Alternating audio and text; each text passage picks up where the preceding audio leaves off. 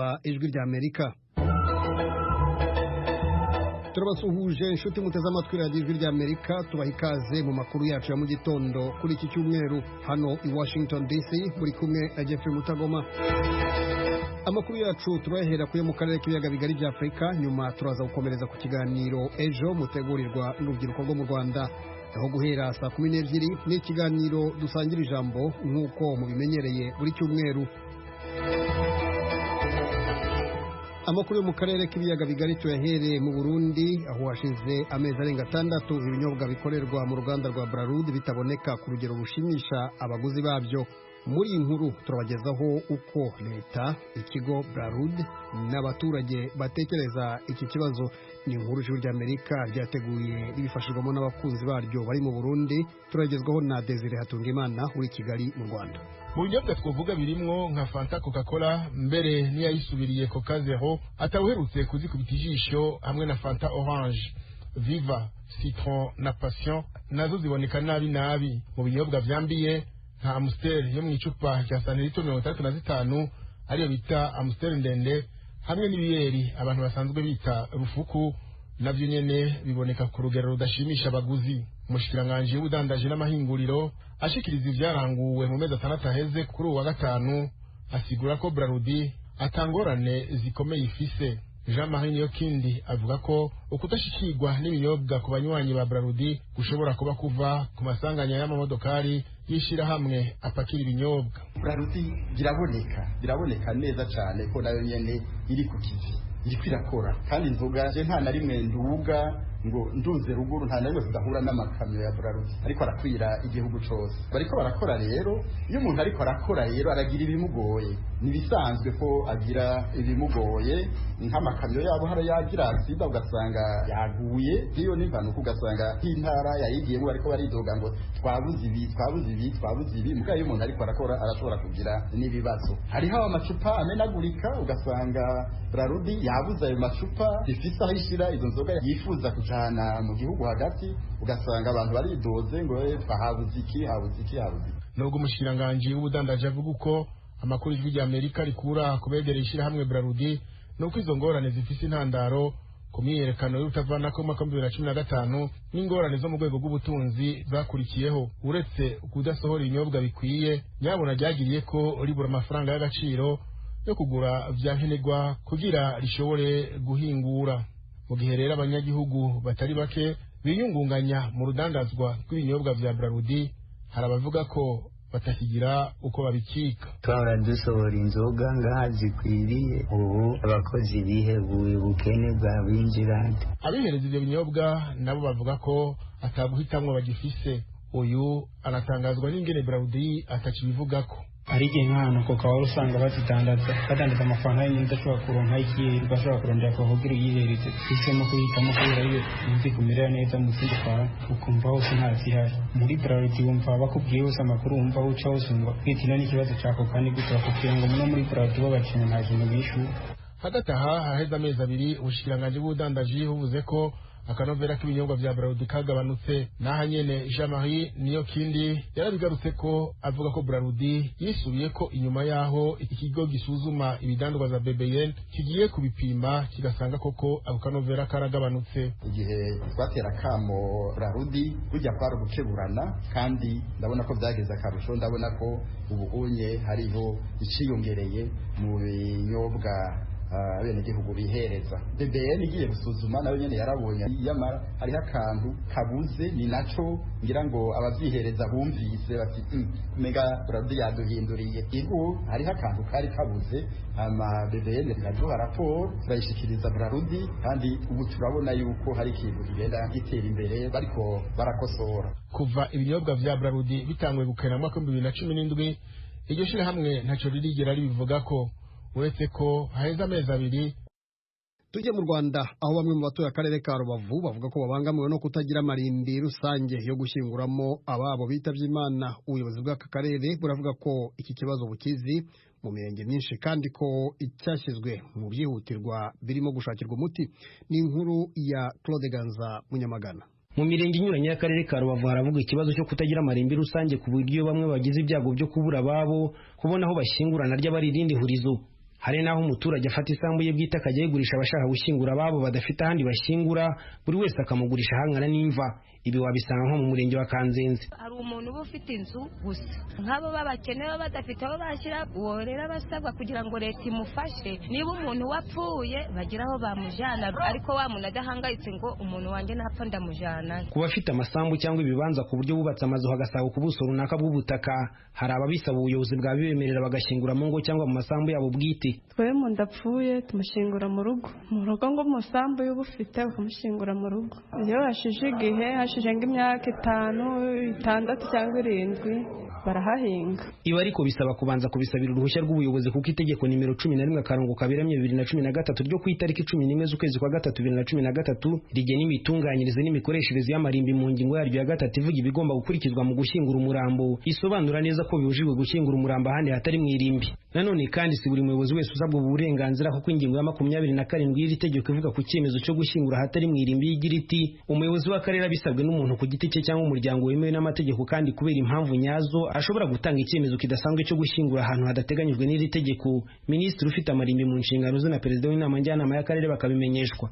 Kuba barabyemerewe bagashingura mu ngo, kuba igihe runaka cyagera bakifuza kugurisha ubutaka bwabo no kubona ubugura n'indi ngingo igibwaho impaka. Uramutse ugiye kugura nk'ikibanza ahantu cyangwa se inzu ugasanga bari bayituyemo bigeze kuhashyingura nk'umuntu wabo wapfuye, wakibura cyangwa wabyihorera? Nakihorera. Kubera iki? Hoya ndo nahagura. None se ari wowe waragize ibyo ugapfusha nk'umuntu bikangwa kumushyingura nko mu kibanza cyawe cyangwa musamu yawe, ntabwo nawe wayigurisha? Kubera abashinguye umuntu wanje ndago nahagurisha ubwo nahagumana. Ugize se nk'amakine cyangwa se impamvu ituma ushaka kwinga kagurisha ngasigarana aho ngaho gashingwemo umuntu wanje. Ndo nahagurisha kubera ko ni ikintu cyubashywe, ntabwo ngomba kugikuramo. Ngomba kugurisha ngagira aho ngurisha nkagira naho ndeka. Wenda bikazakora abazaza basanga naragiye ndakiriho, ariko igihe ndiho nje ntabwo nahagurisha. Ari nyir'ubwite uyingurishije nayigura ariko nkamusaba akamfasha tukamukuramo. Kubera icyo umva bamukuramo? Kuko nshobora kuzagira ibindi bikorwa mpakorera ugasanga birambangamiye. Kuva tariki 16 kugeza kuri 17 z'uku kwezi kwa mbere hari abadepite bakurikiranaga ibirebana n'iterambere ry'ibikorwa remezo by'ibanze mu turere twose tugize intara y'Uburengerazuba mu rwego rwo kwegera abaturage. Abari mu karere ka Rubavu bagejweho ikibazo cy'ibura ry'amarimbi maze Vice President w'inteko ishinga amategeko Sheikh Harerimana Musa Fazil avuga ko gikwiye gukemurwa byihuse. Nuko byihutisha kuko itegeko rivuga yuko amarimbi ari aya leta kandi ni umutungo ugengwa n'inzego z'ibanze. Urwego rw'ibanze rero kugeza uyu munsi rufite umutungo ni akarere katwemereye yuko kagiye gukora uko gashoboye kugira ngo kabagurire irimbi, ubutaka bugomba kuba irimbi kandi karanatangiye. Umuyobozi wungirije w'akarere ka Rubavu ushinzwe iterambere ry'ubukungu bwana Deogracias Nzabonimpa avuga ko iki kibazo kizwi mu mirenge itandukanye kandi cyanatangiye kwigwaho, ndetse ko n'ubutaka bwagirwa amarimbi bwabonetse ku buryo ibikorwa byo guhingurana ikwiye bene ubutaka nabyo bigeze kure. Inama njyanama iteganyijwe guterana mu gihembwe turimo, iyo ngingo iri ku murongo w'ibyigwa, ibisabwa n'amategeko byose bizaba byarangiye ku buryo iki kibazo tuzagikemura. Icyo duteganya ni ugushaka amarimbi ahuriweho n'imirenge myinshi, habasha kugerwa n'ibikorwa remezo nk'imihanda. Nanone ntabwo twanyanyagiza amarimbi hirya no hino mu mirenge yose, ariko hari aho imirenge ishobora guhurira. Ingingo ya kabiri y'itegeko rigena imitunganyirize n'imikoreshereze y'amarimbi ivuga ko amarimbi rusange n'amarimbi yihariye agomba kuba afite uruzitiro rwayo rureshya nibura na metero 1.5 z'ubuhagarike. Naho ingingo ya 6 ivuga ko buri rimbi rigomba kuba rifite igishushanyo kigaragaza aho imva ziherereye na nomero zazo, kandi hagati y'imva n'indi hagomba kuba hari nibura santimetero 50 mu mpande zombi. Buri mva kandi igomba kugira nomero igaragara kandi yanditse mu gitabo cyabugenewe. Iyo nomero ikaba itangwa kandi igashyirwaho n'ubuyobozi bw'umurenge irimbi ribarizwamo, ndetse umuyobozi w'umurenge w'aho irimbi riherereye niwe ushyiraho umukono kuri buri rupapuro kuva ku rwa mbere kugeza ku rwa nyuma rw'icyo gitabo. Kandi mu irimbi birabujijwe kuharagira amatungo, kuhakorera ibiteye isoni, kuhamena ibishingwe, imyanda n'ibindi byose bibangamira icyubahiro gikwiye abashyinguyemo. Gutwika umurambo ni bumwe mu buryo bwo gushyingura bwemewe n'iri tegeko, nubwo bishobora kuba bitaritabirwa na benshi mu Rwanda, niba hari na bake babikora. Ingingo ya 34 y'iri tegeko ivuga ko umuntu utubahiriza imitunganyirize n'imikoreshereze y'amarimbi ahanwa hakurikijwe amategeko ahana. Ko niba umushinzwe nk'aho ngaho ejo te n'abakazamwanika ku gasozi, icyo gihe nta gaciro uzaba waramuhaye burya. Cyo twakwifuza ko leta yadufasha nuko natwe badaha kujya duhamba. Claude Ganza, Munyamagana, mu Burengerazuba bw'u Rwanda, ku bwa Radio Ijwi ry'Amerika. Inshuti mukomeje kudutega yombi, ubu tugeze ku mwanya wahariwe ikiganiro ejo cy'urubyiruko rwo mu Rwanda.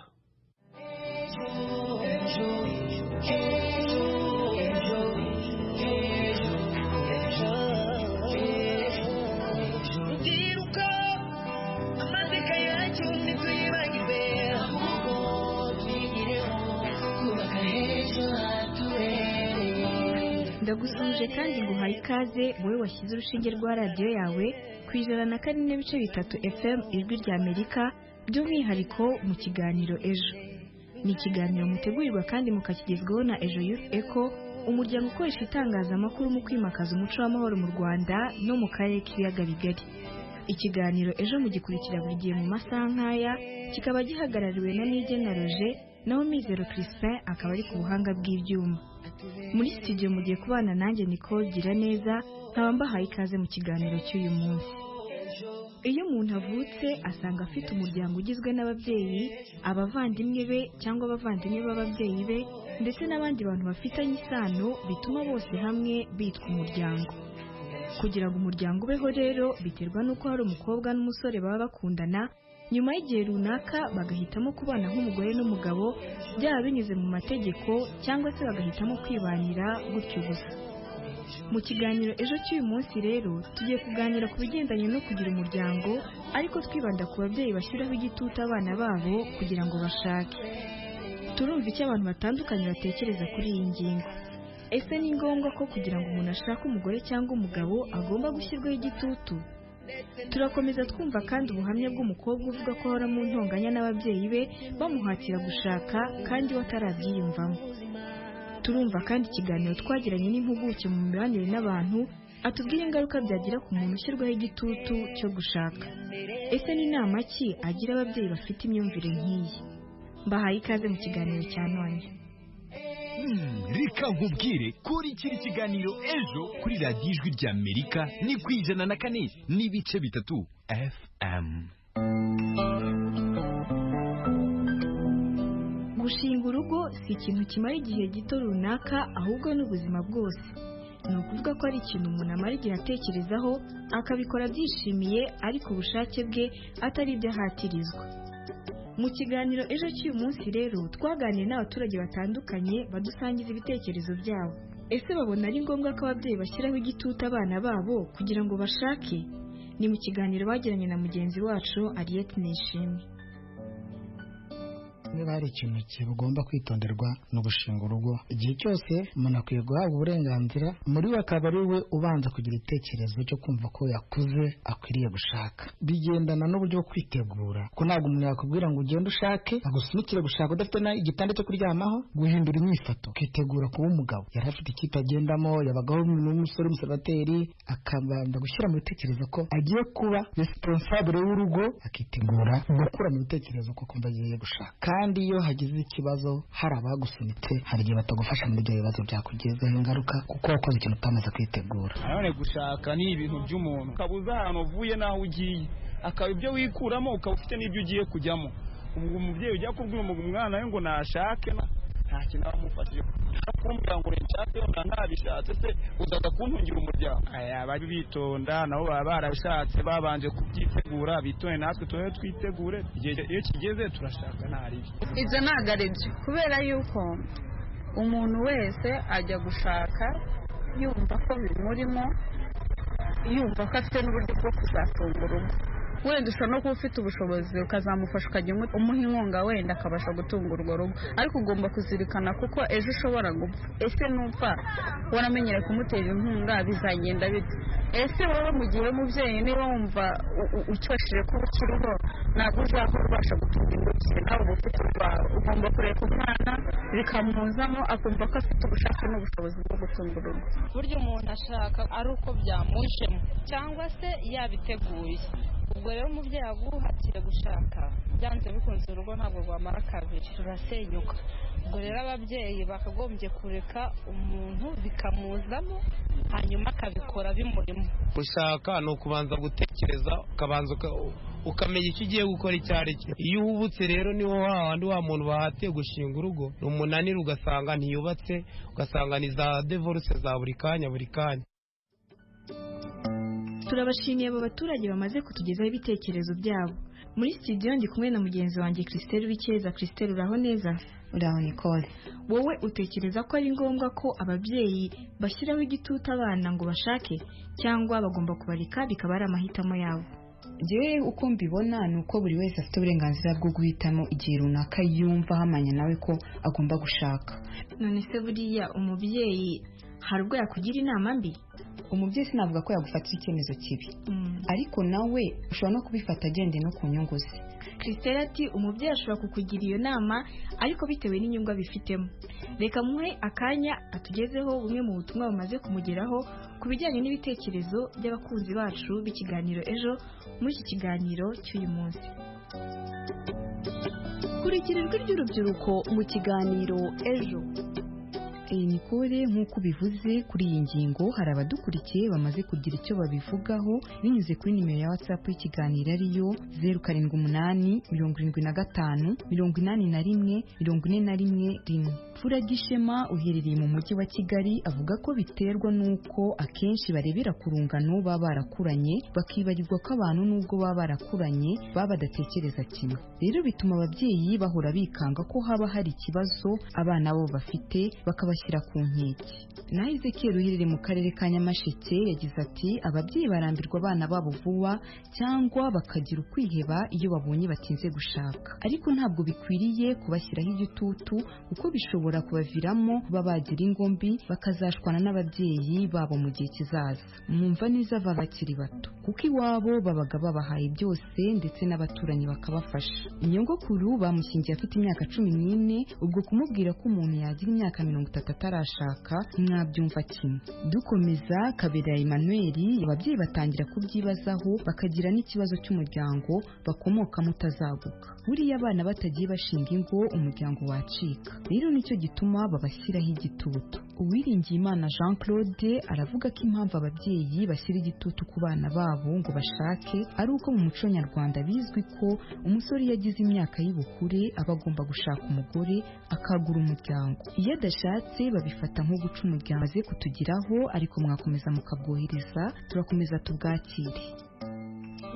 Reka nkubwire kurikira ikiganiro ejo kuri radiyo ijwi rya Amerika ni ku 104.3 FM. Tugezaho ubutumwa bumaze kukugeraho, reka natwe dukomeze n'ikiganiro mu gihe abakunzi bacu bakomeje kugenda batugezaho ibitekerezo byabo. Dusubiye mu mateka y'u Rwanda usanga ababyeyi bo hambere barashyingiraga abana babo bakiri mu gihe cy'ubwangavu ndetse n'ubugimbi. Igihe umusore yabaga ageze mu gihe cy'ubugimbi yigishwaga imirimo ya kigabo irimo guhiga, kubaka urugo ndetse n'ibindi. Umukobwa wabaga atangiye kuba umwangavu nawe yajyaga mu rubohero aho yigishwaga nawe inshingano zitandukanye z'umugore, akigishwa guteka no gukora indi mirimo yo mu rugo dore ko yitwaga mutima w'urugo. Kuri ubu rero usanga ibintu byarahindutse. Abakobwa n'abahungu bose bahurira mu ishuri bakigana ndetse bakanahurira mu kazi bose bashaka imibereho. Bitewe n'aho isi yacu y'iterambere igeze rero usanga ntawe ukicara ngo avuge ko azatungwa n'umugabo we cyangwa se ngo azabeshwaho n'umugabane yahawe n'iwabo.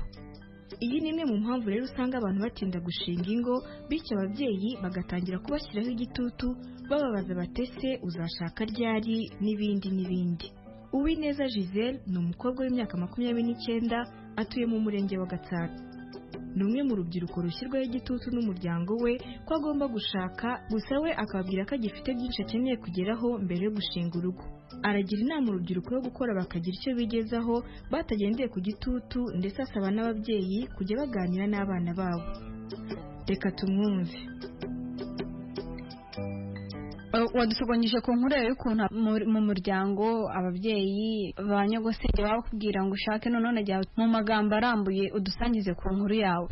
Uratangira twibwira. Murakoze, nitwa Uwineza Giselle, ntuye mu murenge wa Gatsata, mfite imyaka 29. Bijyanye n'inkuru yanjye, ubundi twakuze tubona umukobwa wese ugeze mu myaka 23, 4, 5 aho ngaho nta kindi mu rugo baba batekereza no gushaka umugabo ukagira umuryango. Hanyuma njyewe ntabwo ngiye nigeze mbikurana ngo numve ngo nindangiza kwiga nzahita nshaka umugabo kuko ntabwo aricyo cyari kiri mu bitekerezo byanjye. Ababyeyi rero nkirangiza kwiga ba masenge na mama wanjye umbyara na papa bose barambwiraga ati se uzashaka umugabo ryari, nkumva umwe aratangiye ati se urumva abaturanyi bazatuvuga gute kubona abo muri mu kigero kimwe bose bashatse. Dusubiye inyuma gato, se watubwira warangije kwiga ryari? Ibyo ngibyo byo gushaka batangiye kubikubwira ryari? Narangije kwiga kaminuza muri 2015. Icyo gihe barambwiraga ati reka umukobwa ufite imyaka 25 agomba gushaka umugabo, dore urakuze urangije kwiga nta kintu kimwe usigaje.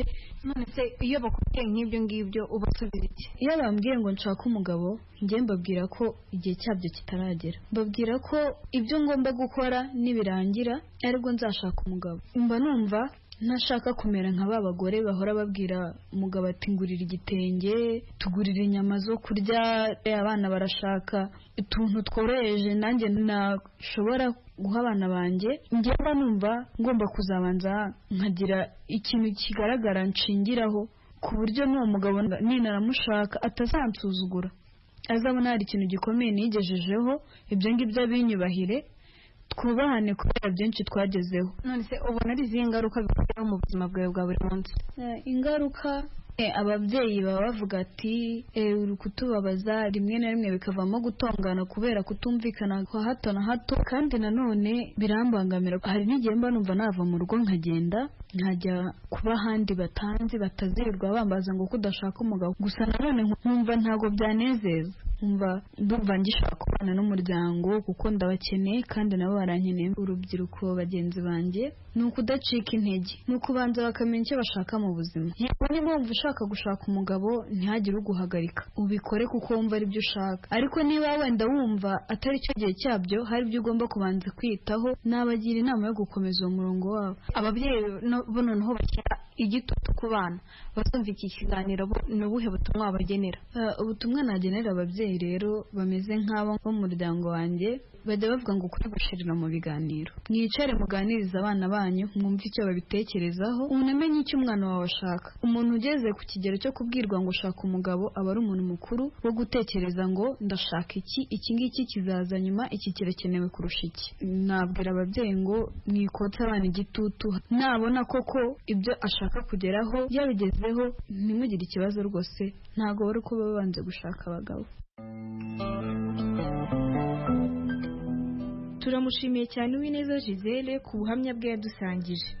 Bakunze b'ikiganiro ejo, reka dukomeze noneho twumva ikiganiro mugenzi wacu Jaime Muhawe nayo yagiranye n'umuyobozi ushinzwe ishami ry'umuco mu nteko nyarwanda y'ururimi n'umuco, Dr Nzabonimpa Jacques, avuga ko nta muntu ugomba guhatira urubyiruko gushinga ingo, ngo kuko burya umuntu ku giti cye ariwe wifatira umwanzuro wo gushinga urugo. Reka tubumve, turagaruka mu kanya. Mu muco nyarwanda umusore cyangwa umukobwa yagakwiye gushinga urugo afite imyaka ingahe? Hari imyaka leta y'u Rwanda yashyizeho 21, ariko mu muco w'u Rwanda natwe tugira uburyo twarebaga tuvuga ngo uyu muntu koko ageze igihe.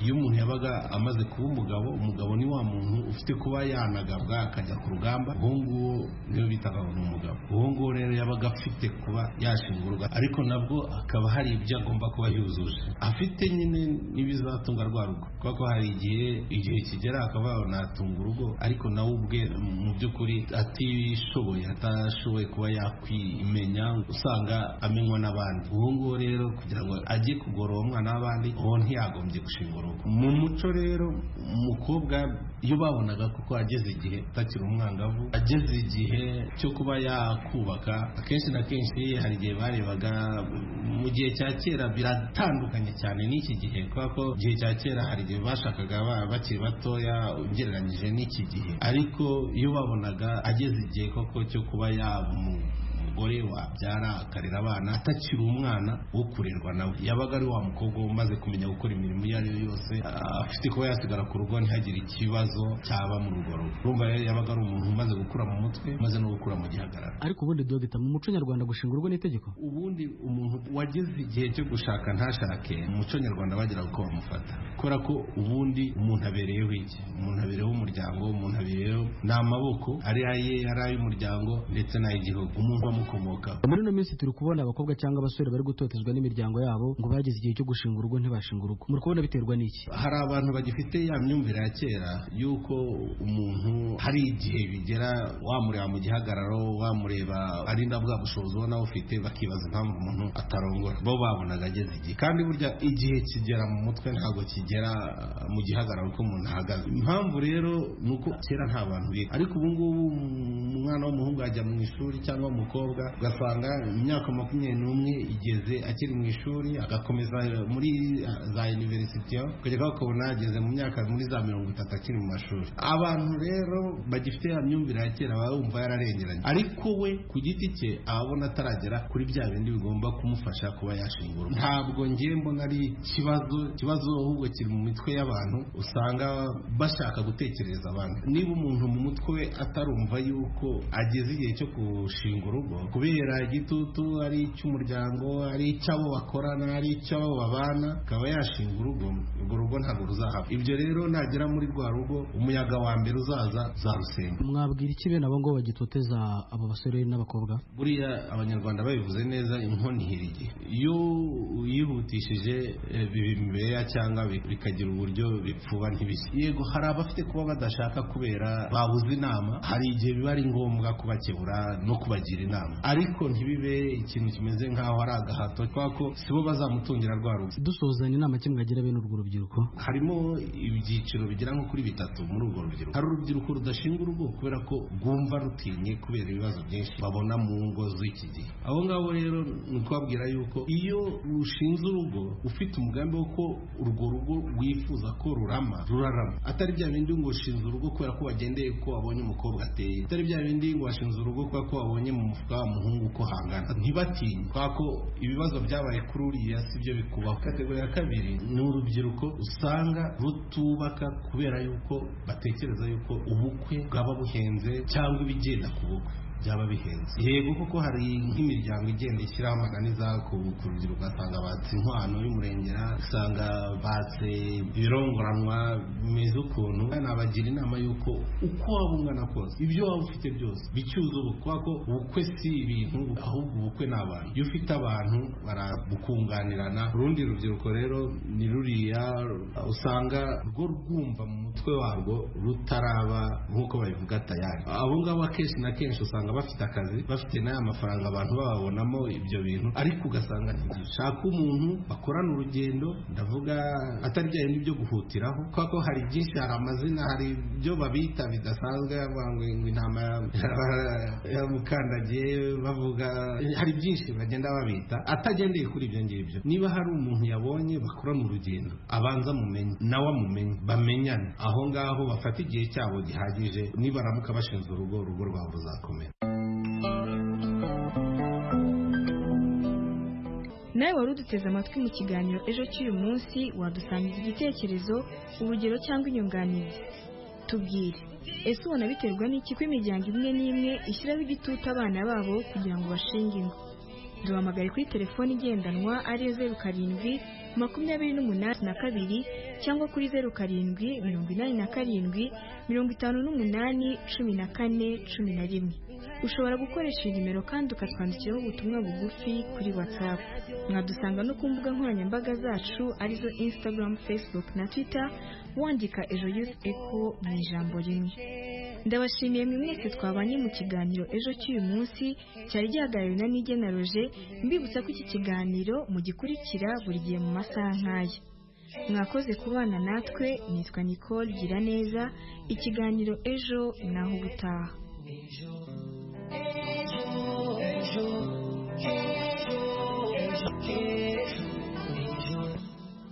Mu masegonda make turaba tugeze ku isa 12. Murumva ikiganiro dusangira ijambo tubagezaho buri cyumweru. Muri mwanya mwari kumwe nanjye Jeffrey Mutagoma, washyize hamwe ibiganiro ni Fatu Alimas Kalala. Twese turagira tuti mukomeze kugira ibihe byiza.